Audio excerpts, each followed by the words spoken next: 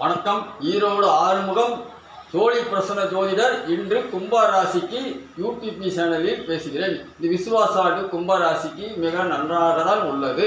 ஆனால் சில பிரச்சனைகள் வர செய்யும்.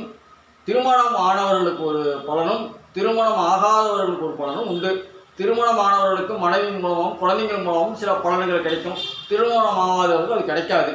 திருமணம் ஆகாதவர்கள் கொஞ்சம் ஜாக்கிரதையாக இருக்க வேண்டும். நண்பர்கள் விஷயத்தில் முதலில் நண்பர்கள் விஷயத்தில் தான் கும்பராசிகள் அனைவரும், பெரியவர்கள் சிறியவர்கள் பெண்கள் எல்லாருமே நண்பர்கள் விஷயத்தில் இந்த வருடம் ஜாக்கிரதையாக இருக்க வேண்டும்.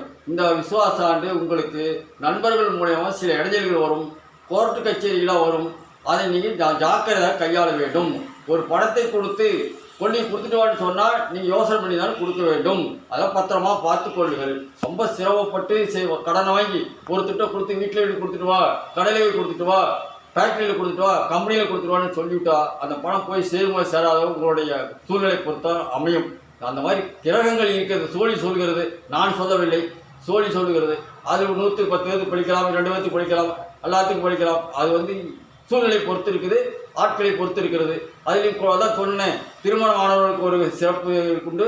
குழந்தை பாக்கியம் உள்ளவர்களுக்கு அந்த குழந்தைகள் மூலிமா அந்த பலனை கிடைக்கும். திருமணம் ஆகாதவர்கள் ஜாக்கிரதை இருக்க வேண்டும்.